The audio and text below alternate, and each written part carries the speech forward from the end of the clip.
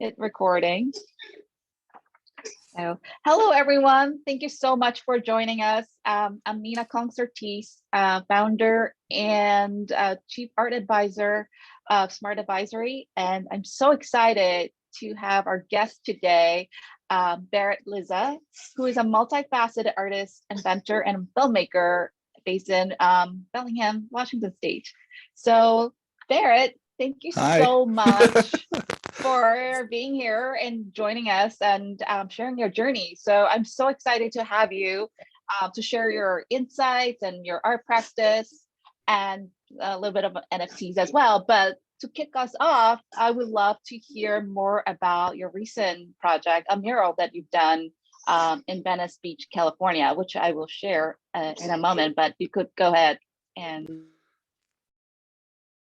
I lost you there for a little bit. I said, oh yes. So I said, maybe you could guess as I'm sharing the screen, you could just kick us off how it started, and what the process was to create this mural that we are about to share.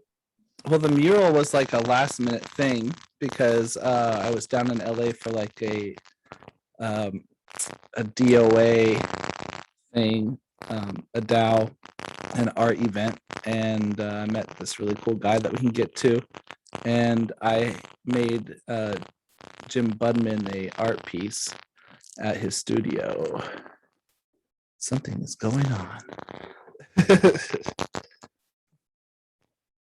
and yeah, so I shared the art piece with him, and I had all this paper left over, and since it's wet here, I mean, it's not the craziest of art piece, I would say, but if you look at closely, it's all made out of printer paper. Because I'm like, even behind me, I have some art where I have been introducing paper and layering it so that it has a lot of texture. And so I just wanted to, tag Venice Beach and interesting. And that kind of incorporates some of my NFT work. So usually I do colors and stuff like that, but NFTs, I do a lot of black and white. And also, not doom and gloomy, but I hadn't been to Venice Beach since I was a really little kid. And because that's where my dad was from, and he passed away when I was little. And so I just wanted to kind of do like I never got to say goodbye. So I made this weird thing, and then where you see the BLD in the corner, I wrote like to Tony Lisa, and I had like a farewell thing. So it's a lot of printer paper over top of each other, and then since I didn't want to get arrested, I did it pretty. I think it was like 3 hours.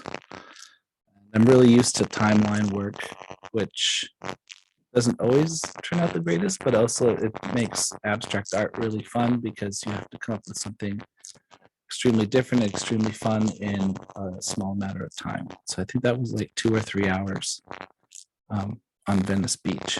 And so that was really cool for me. But there's a whole journey before that that was really, really exciting. So that's why I thought I'd share that image with you, is because that kind of goes along with it. I mean, that's so beautiful. It's really beautifully said. And it's like, it has a really special tribute and personal story behind this mural. Yes, just walk us through the, like you said, it was like made out of collage, and it's very personal. And also it's interesting that how you were like, got away with, so it was like not unofficial, like this particular. Did you just like scout the place before, or did you just like, how did you find this place, and what made you decide this was the place to do so? Well, because we were walking with my friend Josh Gray down there after the event and having coffee. And I said, you know what, I think I want to do a mural. I got all this paper left over and all this glue and all this paint. And it was, I don't know, we just walked down, and I thought it was funny because they had some other prints, and I think it's kind of fun when they have a corporate print and it's all colors, all like corporate. And then it was just this black space. And I was like, what a contrast will it be with all these colors and corporate stuff. And then all of a sudden this like kind of creepy looking eyeball thing that stares out at everybody. And even like the cops did come by, and they stopped and they were like, awesome, man, keep doing it, that's really cool. And I was like, man, these guys are cool down here. Like skateboarders were coming by and people were coming by like, oh, I really appreciate it, thank you, man. And even the guys that always hand out CDs, they're always down there like, hey, man, want to listen to my thing? And the guy was like, leave him alone, man. He's working. And I was like, oh, that's pretty nice, from a little hometown. So, but I didn't have, all I had was a little sponge paintbrush, and because I went there on a budget, and just a big gallon of glue and all this paper. And so I was just getting totally messy, with glue all over my hands, because I was forming it with the glue on the wall and then crumpling it all up and then pulling it back out. And I don't have a knife or anything because I went on the airplane. So then I putting up there and then, putting my hand and then peeling it off where the section was and trying to make whatever shape I can. And I'm not a big fan of spray paints either. So, I mean, I can use spray paints, but I mean, if people are walking down, get spray paint in their face, and I don't know, kind of eco-friendly a little bit. I mean, it still is paper from trees, so maybe I should start a free paper donation pile of printer paper, because no one needs printer paper anymore. I mean, who uses paper these days, right? I know. Everything is so digital. Which we'll get into that, but I'm just really also interested in like the form. It's like, how did you like know, like, did you determine the what the form will be, or is that just like as like a free flowing or free association? Well, for some reason I have like this certain NFT and drawing art that I do sometimes that's like a line art. And I can show you a painting that was like the first one that created it's on the wall over here. I can take it down and hold it in the back. And it's like I made up this world of lines art. And it's kind of confusing, but it's a world where everything is like destroyed and then rebuilt with lines. And so like I make structures, and the people that live there speak to each other through lines. So if you look at some of my NFT work, they're like GIFs. So it'll say like something, and then all of a sudden it blends all into a bunch of lines. But in a lot of the paintings, for some reason, I make this weird-eyed alien thing like that is like what's destroyed the world and kind of harnesses the power of the planet. And then also the people that live there use the eye to harness their power. So like symbiotic. So it's a kind of a interesting thing, but it looks different in different ways. But like for that one, I just wanted to, I don't know, give a little, I think there's something about an eye, and it's not like the greatest form, but it's like, we all have them, and it's like a gateway to the soul. And so, something about an eye. And then I'm a pretty happy and jolly person. I don't know what's wrong with me, but for some reason I have a really good job at creating creepy looking stuff. So I think that's my dark side always coming out. And so, yeah, I have like a whole crazy exhibit idea that kind of deals with this paper kind of stuff. So it's pretty crazy. So Love the choice of medium that you use, like that really like blends in with the environment, right? Like it was like next to all these like posters, like that's made out of paper, and versus like you could have gone with this the spray paint, but I think it really incorporates well with the environment that you stage this particular piece. And people will come up and feel it, because it's like, yeah, it's kind of cool. Amazing. I would love to hear about your journey as an artist. How did you get started? What made you decide you want to be an artist? Oh boy. We'll go. This is an interesting question. So I'll go really quick back. So a lot of it I think deals with, dad stuff, sad stuff, small town, like not, that's not the thing that you do. And like, I just, so difficult. uh, when I was a kid, like we didn't have much, or I was just creative. So like I built like a bike that didn't have a front tire anymore, and we couldn't afford a tire. So I found a rollerblade, and like I put that as the front tire, and I used to ride to school on a bike with a rollerblade. So that was like when I was really, really small. And then I just kept doing stuff, and then I got into music, and I was in a touring band, and we played everywhere. And so music was my first really big art, and I saw a lot of the streets and those kind of things, and poverty, and I don't know. I mean, I've like come to terms with that's just like me. I'm just an art person, and then so I'll go quicker to future times. So I had a barn, and I was in the county, and I would just host things in this barn, and I would find like mannequin heads and crazy stuff, and like people were like, you should go to this guy's place, he has like bus seats everywhere. And like I strapped an organ to the ceiling, and I was like put a sign on there saying like, cut that if you want to destroy your friends, over like beer pong things. And I was making lamps out of like old saw blades, and just making whatever was coming to my mind, and I was just working whatever job I could. And then my mom was flying for work, and she met this lady named Jackie, and she was saying that she was looking for artists for her business in Oakland called Sweet Treatments. And she said, oh, well, you should check out my son. She got a hold of me, or I got her email, and I just wrote her like this, like, hey, I'm this weird guy, it seems like you're a really nice person. And then in a week from there, she hired me to fly out to upstate New York to do VIP rooms and a restaurant and charging station areas for Phish, for the band Phish. And I was pretty nervous because this is the first huge thing. And when I first got there, she was just looking like for help. And there's this cool guy called Russ Bennett, and they were trying to figure out what to do with this farm to table restaurant.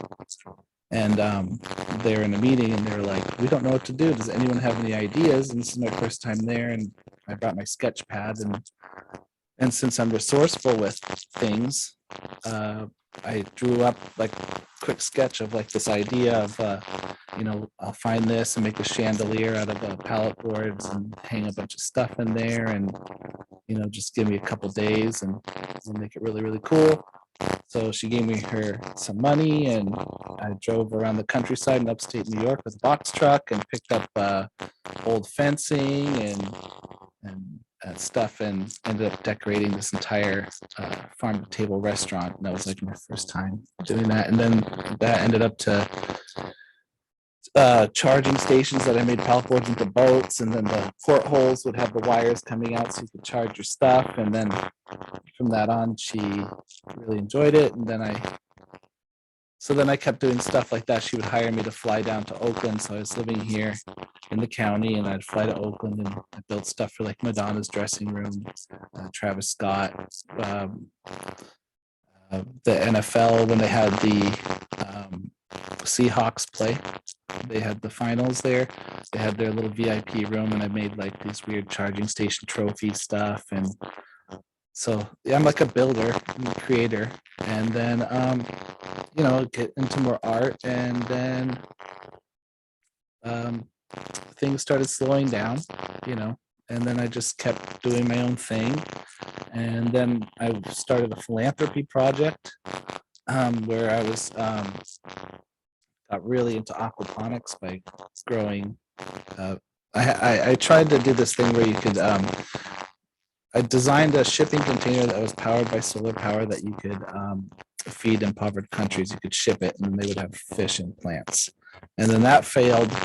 But during that time, I kept building stuff. And the banker that was my business partner, I kept building art functioning aquaponics facilities.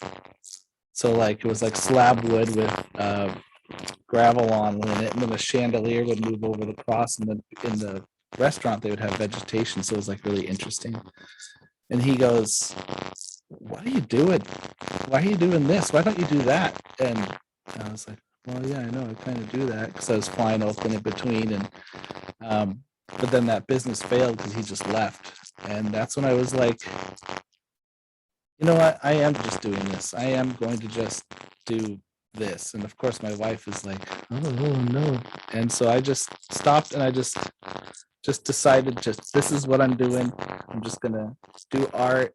Went to the barn. I started making tables for people to make some money, and then painting and doing all sorts of things. And then I ended up renting the space in Fairhaven now, and I have like a gallery with like oddities and all my work, and it's just like a interesting, crazy room. So it's like a kind of a mix of what I would do for the music venues and my own creations, and so it's kind of cool because around here people don't really have that much, and people are come in here and go, "That's really, really interesting." I get that a lot. That's very, very interesting. You're an interesting guy. Or, was that a really good quick sum up?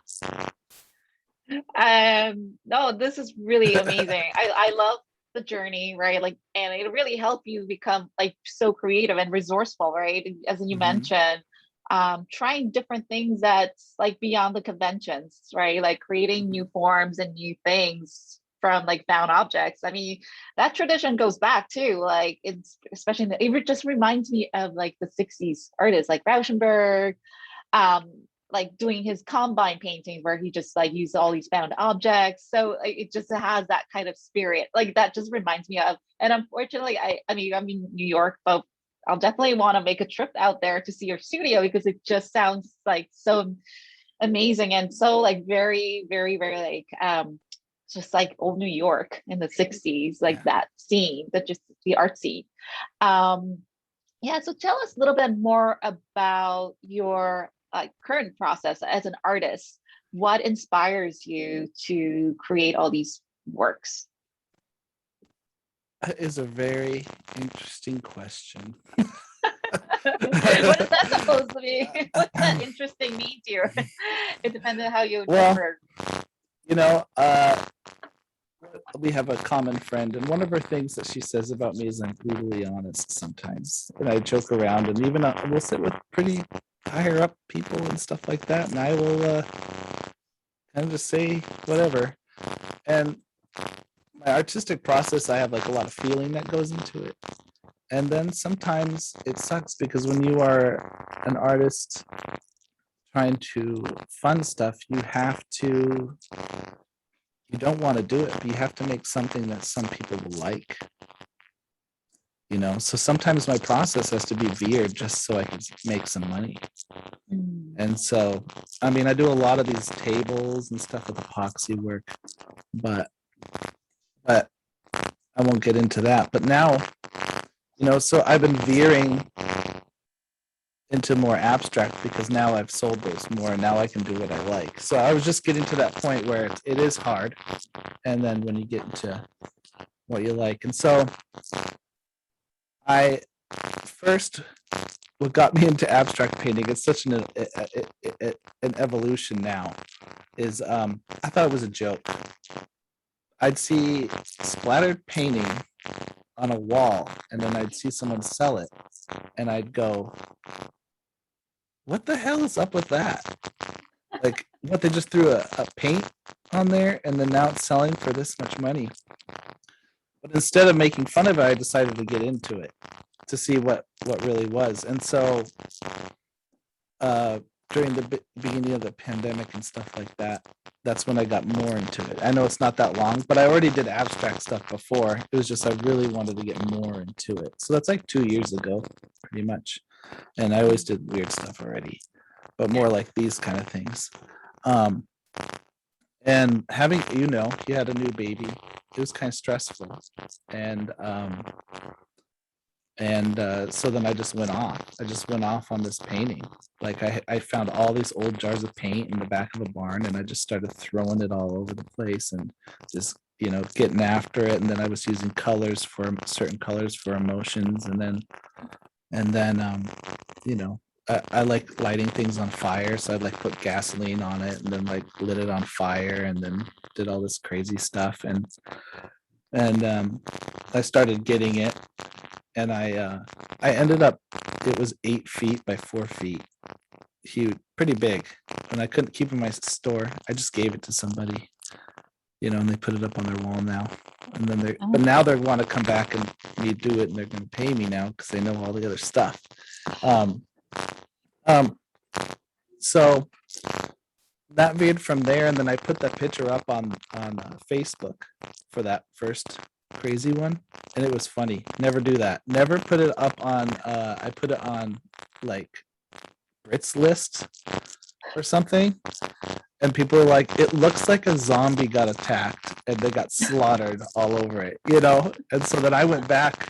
It affected me for some reason. I went back and put like more blues and more stuff, and then I posted it again, and then people liked it more.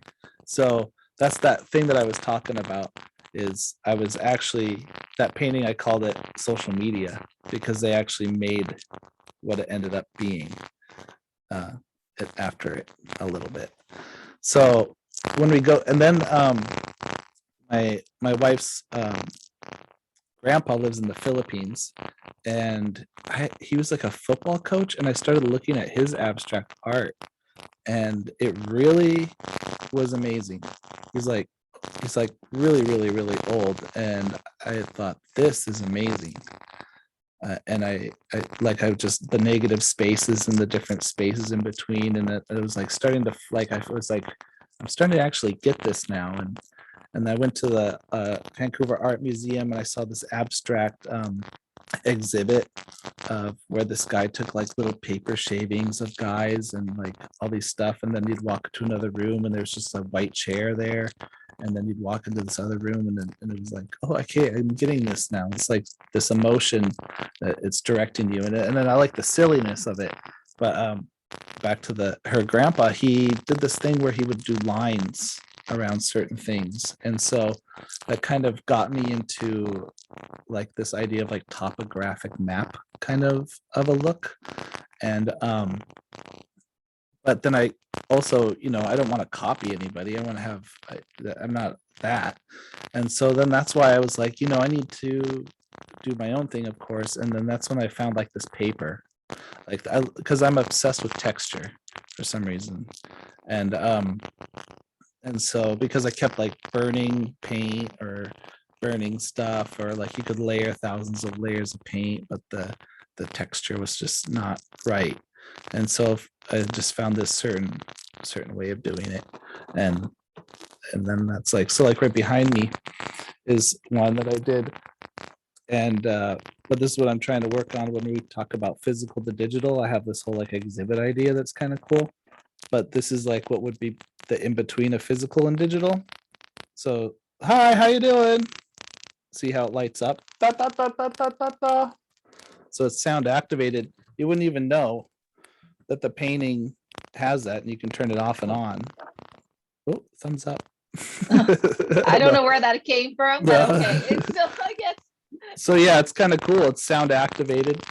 And so I have a couple paintings that are sound activated now, because the layers of paint, I can put whatever I want back there. You wouldn't even know. Oh, wow. That's so cool. I did notice like the lights flickering, but I didn't know it was a sound activated motion, like detective. Yeah. So it's fun. That is so cool. Yeah, so when people come into the shop, I'll turn them off, and then all of a sudden I'll turn on all the paintings, because there's like 4 of them in here, and then all of a sudden they do different stuff. And I really, really like. Yeah, it's so cool. Yeah, I mean, like I'm so glad you brought up the abstraction aspect of things, because like when you first look at it, like, or see it, you were like, what's so great about this, right? And it's a learning process of like studying your wife's grandfather's work, it's an evolution, right? Like we study from our predecessors, what they've done, and then we create our own, like put our own emotions and thought into it, and that becomes our own, entity and our own self and being. And it's a process. I mean, you're like, again, it's open to interpretation. Like usually, right? It's there's no right or wrong answer to it. I think the beauty of art is that like people interpret what they see Mm-hmm. and or they feel, but as the role of artists is like helping people to see things or giving people the space to see things differently. Yeah. I mean, after I went down to LA and realizing and all the when you come from somewhere smaller where they don't appreciate that stuff and you go to the bigger places and you get praise a little bit, not praise, but they really enjoyed it and they really, really liked it. And I don't know if you know who Jim Budman is. He has a gallery in New York, or he has a studio in New York, a studio in Palm Springs, and a studio in Venice. I'm kind of But familiar. I'll look him up. yeah, Yeah. look him up. So yeah, he's a pretty cool guy. We got along like crazy. It was insane, and it made me feel so good. And because I said, well, what do you paint? And he's like, I don't paint. I'm like, what? And he just puts stuff together like I do, and he sets up rooms. So like at his main place in New York, I was like, well, when SNL gets over, some of the crew goes there and hangs out in his studio. So that's like his thing and stuff like that. So I was like, felt good. So yeah, that was all part of that journey, but it kind of deals with all this stuff. But yeah, like I have a structure over here that sounds sensitive. It looks like almost like a tree mushroom cloud rock made out of paper mache. It's like 4 feet tall, and I painted words all over it, like black, and it says all the feelings that I feel like social media and the internet tells us that we are. So it has like hate and then society and all that common stuff, but it lights up because I thought it'd be cool because inside we're full of light, so it doesn't really matter. So it's sound sensitive too. So they like all that kind of stuff. So it's very interesting. So I need to get to New York now. Yeah, So we gotta bring you you gotta here help me for out because sure. I have this crazy. I came up with this crazy thing when I was over there. All right. Well, we gotta talk offline about more about Yeah. that. If you could stay after Yeah. this, Yeah. we could definitely talk about it. Oh my God, Yeah. we definitely like this is like, yeah, like New York would really appreciate this kind Yeah. of work for sure, for sure. Yeah. Yeah. You touched upon like turning physical to the digital artwork. Can you talk a little bit more about your ideas that you're working on for your future exhibitions?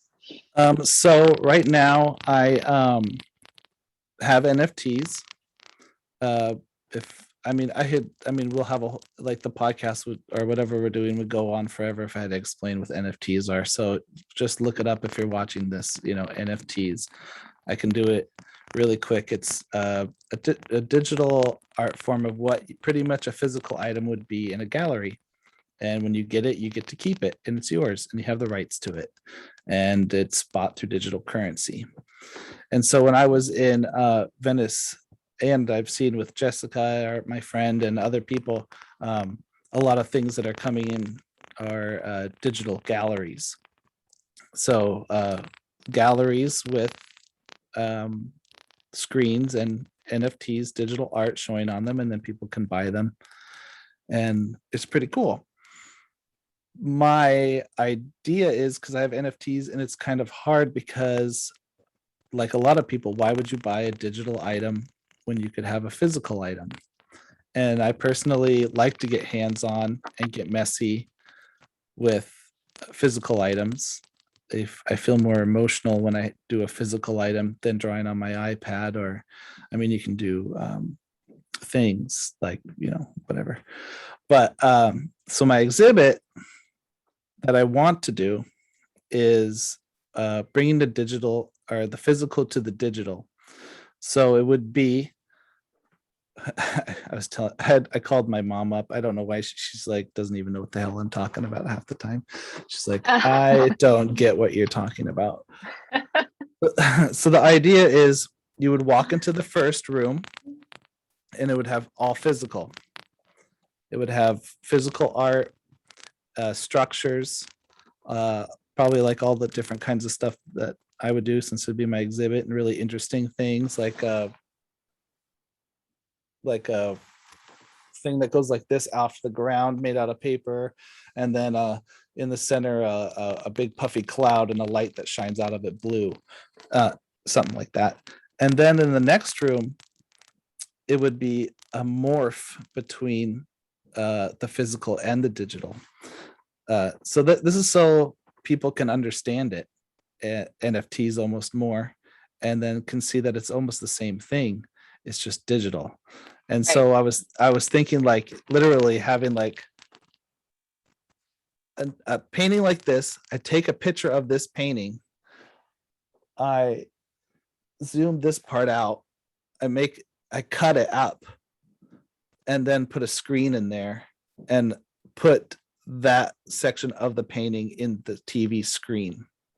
So half of it would be, it would be digital and physical together. And then incorporating, like this is digital and a digital form mixed with physical. So having a bunch of physical and digital forms that match together.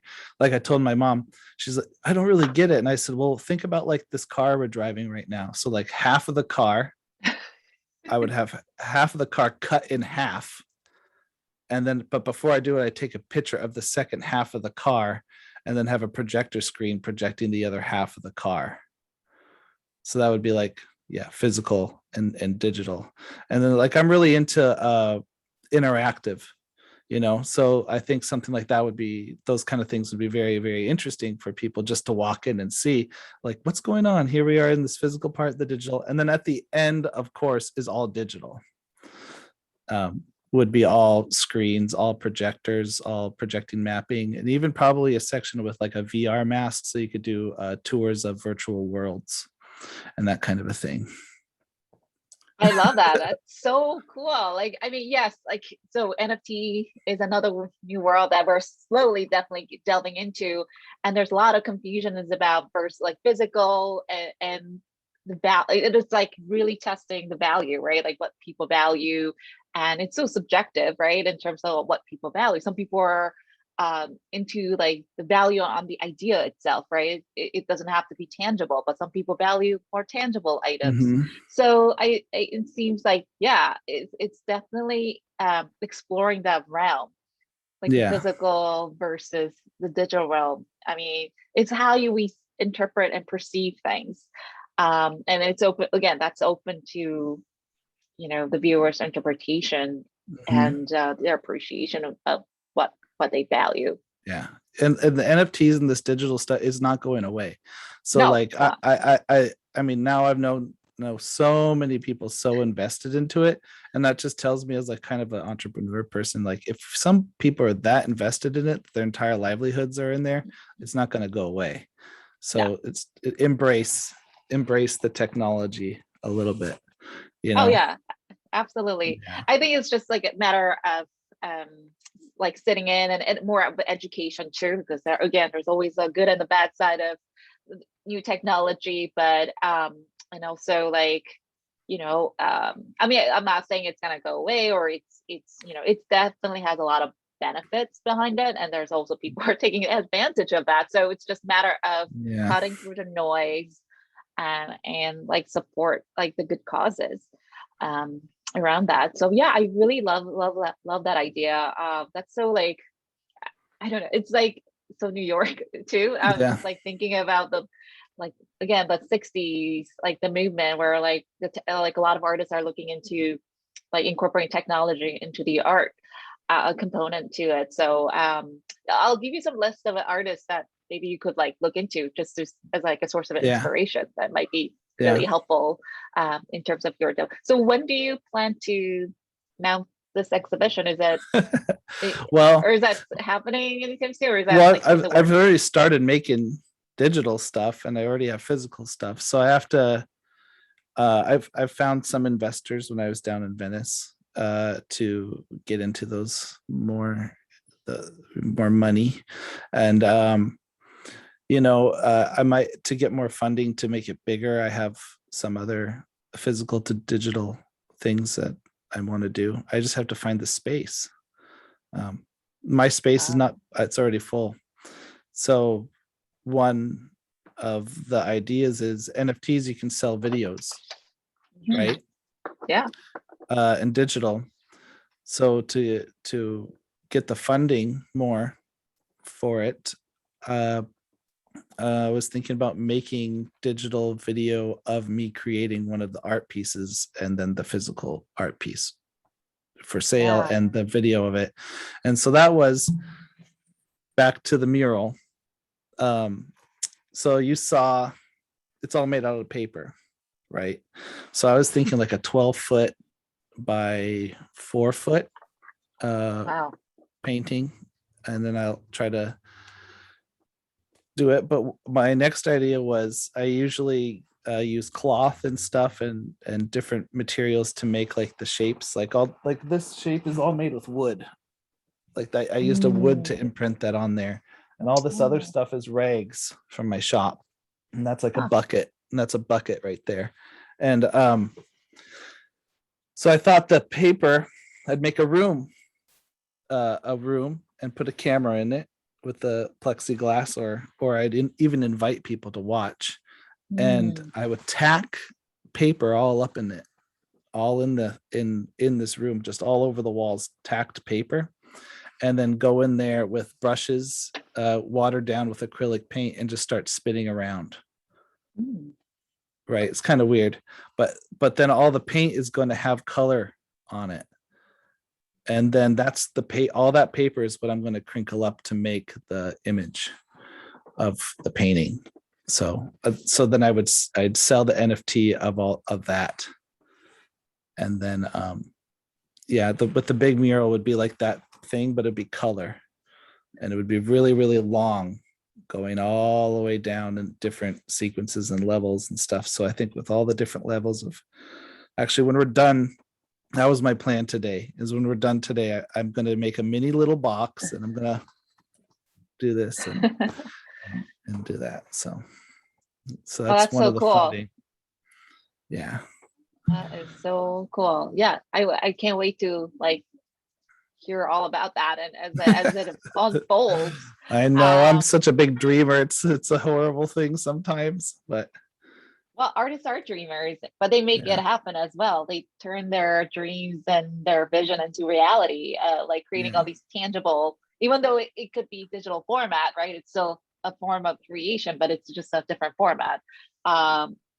It's just not physically tangible. So I think that's, now we're sort of like delving into like the digital as something, right? Something, even though it's not physically tangible. So I'm just curious to know, what are the challenges and rewarding part of being an artist? I think we touched upon a couple of things, but at the beginning, for me, the challenging parts are ridicule. Not ridicule. Well, it's not always where you're from, but I was told most of my life, like, that's not a real job, or you can't do that. What do you really want to do with your life? I mean, and then I would do a lot of those jobs. So I'd say that was like one of the hardest points, is hearing your aunts and uncles and family close to you kind of telling you, you're not really, you're not really doing anything. You're not, especially when they don't understand it. But when you're younger, when you're starting it, you don't understand that they don't understand it. You think, you listen to I do. I listen to older people and all the time. And so as an artist, when you're doing it, sometimes it's hard, because you want to say, why am I doing this? Maybe I should just go get a regular 9 to 5. I could have that house like that one person. I could have that car like that one person. And some people say they're extremely humble, but I think it's a humbling thought to even think like that. Because we all have greed and we all have those kind of things. And I would say that's one of the hardest battles to fight, is especially with how things are, when you see what people have and what they got, and also other people's successes and those kind of things. It makes it a little bit more difficult, because it sucks. But and then when you put money into there, just like I have the store, there will be a month where I'll do great. It'll be amazing. Wow, I made all this money, but then all of a sudden 2 or 3 months come and you don't got nothing. And so and then you're just sitting there and you're like, oh, then that thing pops up. I could get a regular job. I could listen to them. Maybe they were right. So it's a common cycle a little bit. But then you make something that you really, really enjoy and you go for it and you just do your thing. And then all of a sudden something sells. It's like a bipolar roller coaster of art. You love it, and then all of a sudden it's crashing, and then all of a sudden, well, that's just for me. But lately it's been really, really good. So I'm really excited. But if I go further and get bigger and things like that, I will always remember that. I will. That's why I got along with some of these artists, because I went and I was just myself. And I wasn't kissing anyone's butt. I wasn't done, because I realized, through uncles, through that hard time, that's what you just got to say, no, this is what I do. This is what I am. And so that's the hard part, is living with people not understanding. Is that a good answer? No, I really appreciate you sharing that, because that's the reality of things.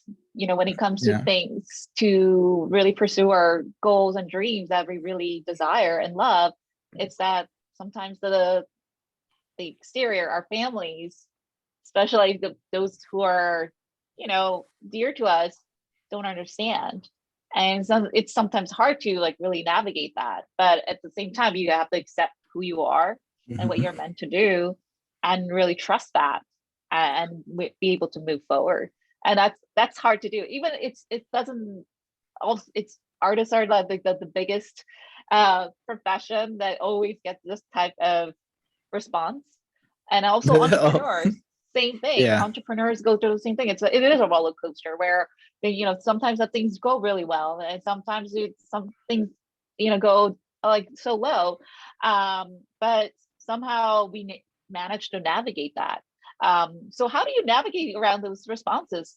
Yes, it's always our family. I've been there too. So I come from a family of artists, and my mother was totally against me being an artist. So, but I ended up being in the arts because I loved it. And I knew, artists is, I have a tremendous respect for artists.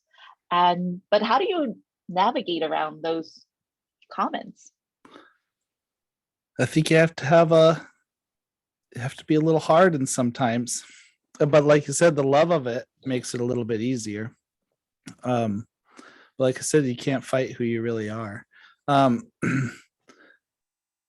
Yeah, it's just to navigate around it. I still fight with it. I even think that big time actors that have big time scripts, and people even that are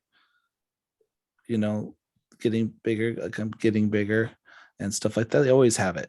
But it gets easier. One great thing is lately that helped me get past it, because people care about money so much. They go, I was just at a dinner. Really? People are buying that stuff? I don't get it. Took me forever. I'm 36. Well, Uncle Dale, you're not my demographic. 80 or 70-year-old old men sitting in log cabins in the woods. I don't know what took me so long to realize this. Why do I even give a shit, or sorry about the swear word, care about what you're thinking? You're not my demographic. People come in there and buy old teeth. Yeah, people come in and buy old teeth. People like weird stuff. So that helps you go in when you meet, like I realize when you meet more people like yourself, like our friends, other people that understand it, then it makes it easy. That's how you navigate it. So I guess for me, people, positive energies, positive things. I, like I said, I was in a band. When someone comes in and they get all excited about something weird, or when they enjoy something, or that makes me keep going. I hate, I like making people happy. I like doing that. It's my thing. Yeah. And also I hope that that makes you happy too, because you get to create something that it makes me happy. Yeah, when people are happy, it makes me happy, and I love making art, so that's the easy way to navigate around it.